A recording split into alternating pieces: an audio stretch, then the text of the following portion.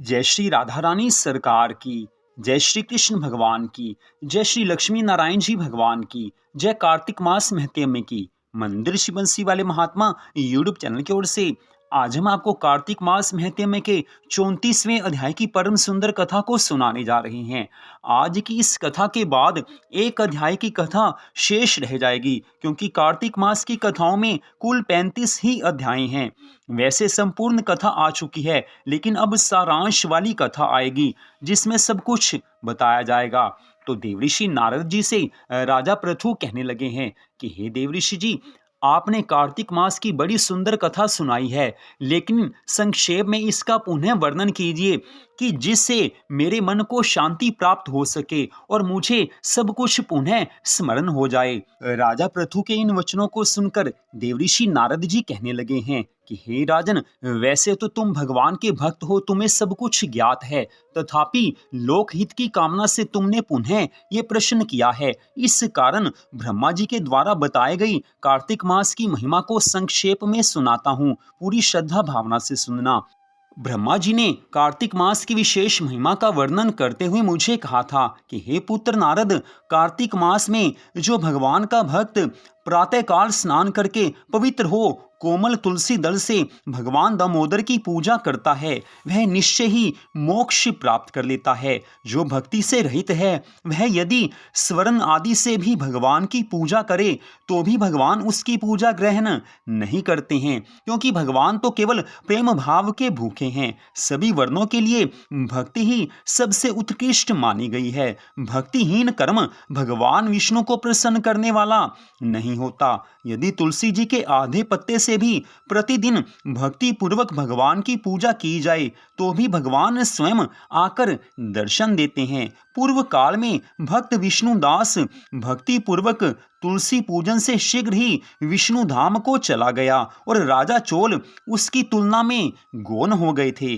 अब तुलसी का महात्म्य सुनो, वह पाप का नाश और पुण्य की वृद्धि करने वाला है। अपनी लगाई हुई तुलसी जितना ही अपने मूल का विस्तार करती है, उतने ही सहस्त्र युगों तक मनुष्य ब्रह्मलोक में प्रतिष्ठित होता है। यदि कोई तुलसी संयुक्त जल में स्नान करता है तो वह सब पापों से मुक्त होकर भगवान विष्णु के लोक में आनंद का अनुभव करता है। हे मुनिवर, जो लगाने के लिए तुलसी का संग्रह करता और लगाकर तुलसी का वन तैयार कर देता है, वह उतने से ही सब पापों से मुक्त होकर भगवान की कृपा को प्राप्त होता है। जिसके घर में तुलसी जी का बगीचा विद्यमान होता है, वहां पर कभी भी प्रेत नहीं जाते हैं। इस कारण घर में तुलसी जी अवश्य होनी चाहिए। देवऋषि नारद जी राजा पृथु से आगे कहने लगे हैं कि हे राजन, कार्तिक मास सब मासों में प्रिय मास है, ये भगवान का अतिशय प्रिय है। इस कारण कार्तिक मास में अपने मन को भगवान के चरणों में लगाना चाहिए। मनुष्य जीवन क्षण भंगुर है। 84 लाख योनियों के पश्चात भगवान जब जीव पर दया करते हैं, उस समय उससे मनुष्य जीवन देते हैं। मनुष्य जीवन प्राप्त करके अगर कोई भगवान के चरणों में अपने मन को नहीं लगाता तो समझ लेना कि वो भवसागर से पार नहीं होना चाहता है, क्योंकि मनुष्य जीवन का सर्वोत्तम सबसे परम लक्ष्य यही है कि भगवान की प्राप्ति करनी है। आजकल लोग भगवान की भक्ति कम करते हैं, संसार की भक्ति ज्यादा करते हैं, संसार में मन लगा कर रखते हैं। भक्ति करने वाले बहुत कम मिलते हैं। जो ऊपर से भगवान की भक्ति करते हैं, हो सकता है अंदर उनके भगवान के लिए प्रेम नहीं हो।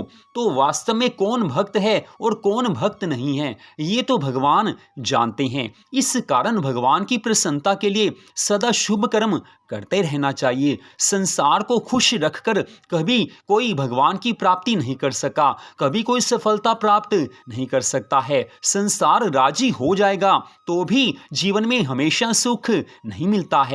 संसार के राजी होने या ना होने से मनुष्य के जीवन के ऊपर कोई विशेष फर्क नहीं पड़ता है। लेकिन अगर भगवान को प्रसन्न कर लिया जाए तो भगवान इस जीवन में सभी सुख देते हैं, सभी मनोकामनाओं को पूर्ण करते हैं और जीवन के अंत समय में मोक्ष भी दे देते हैं। यही भगवान की सबसे बड़ी दया है और इसी दया के कारण भगवान ने कार्तिक मास का ये परम सुंदर समय बनाया है। क्योंकि कार्तिक मास में अगर पापी से पापी मनुष्य भी थोड़ा समय भी भगवान की भक्ति कर लेता है तो वह भगवान की कृपा का अधिकारी हो जाता है। भगवान श्री कृष्ण जी ने स्पष्ट कहा है कि जो भक्त कार्तिक मास में थोड़ा सा समय भी मेरी भक्ति करते हैं, मेरी पूजा करते हैं, मेरी आराधना करते हैं, उन्हें मैं सभी सुख दे देता हूँ। तो भगवान तो सबसे बढ़कर परम दयालु हैं, जीव पर कितनी दया करते हैं। मनुष्य अपने लाखों जन्मों में ना जाने कितने पाप कर्म कर चुका है, लेकिन भगवान की दया तो देखिए कि भगवान इतना कहते हैं कि अगर कार्तिक मास में कोई थोड़ा समय भी भगवान की भक्ति कर लेता है तो उसके पूर्व जन्मों के सभी पापों को भगवान नष्ट कर देते हैं। इससे बढ़कर भगवान दया और क्या करेंगे। जीवन में सभी तरह के सुख प्राप्त होते हैं, सभी पाप कर्मों के फल नष्ट हो जाते हैं। यही भगवान की सबसे बड़ी कृपा है। आज जीवन में कोई दुखी है तो उसके पूर्व जन्मों के पापों के फल के कारण वो दुखी है, लेकिन जैसे ही पाप कर्मों का फल नष्ट हो जाता है उसके बाद जीवन में दुख नहीं आते हैं। फिर तो भगवान की कृपा का हर क्षण अनुभव होता है। आज जीव मोह माया में फंसे हुए हैं, इसी कारण सच्ची शांति नहीं मिलती है। कुछ लोग भगवान की भक्ति तो करते हैं लेकिन संसार में ज्यादा समय लगाते हैं, अपने मन को संसार में लगाकर रखते हैं, भगवान में मन नहीं लगता है। तो ज्यादा समय वो संसार की भक्ति करते हैं, थोड़ा सा समय भगवान को याद कर लेते हैं। तो इस तरह से तो कभी काम नहीं बन सकता है। भगवान को सदा याद रखकर जीवन का हर सांसारिक हर कार्य करना चाहिए, तो भगवान प्रसन्न होकर इस जीवन की सभी आवश्यकताओं की पूर्ति भगवान कर ही देते हैं और जीवन के अंत समय में मोक्ष भी दे देते हैं। तो देवऋषि नारद जी ने राजा पृथु से बड़ी सुंदर ज्ञान चर्चा की है, कार्तिक मास की महिमा का बड़ा सुंदर वर्णन किया है। तो कार्तिक मास महत्म्य के 34वें अध्याय की कथा का यहीं पर विश्राम होता है। तो आज की इस परम सुंदर कथा को आपने सुना, आप सबका हार्दिक धन्यवाद।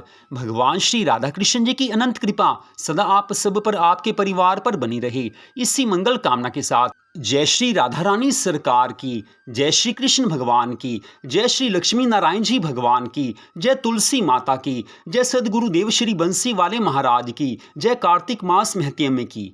जय जय श्री राधे, जय जय श्री राधे, जय जय श्री राधे श्याम।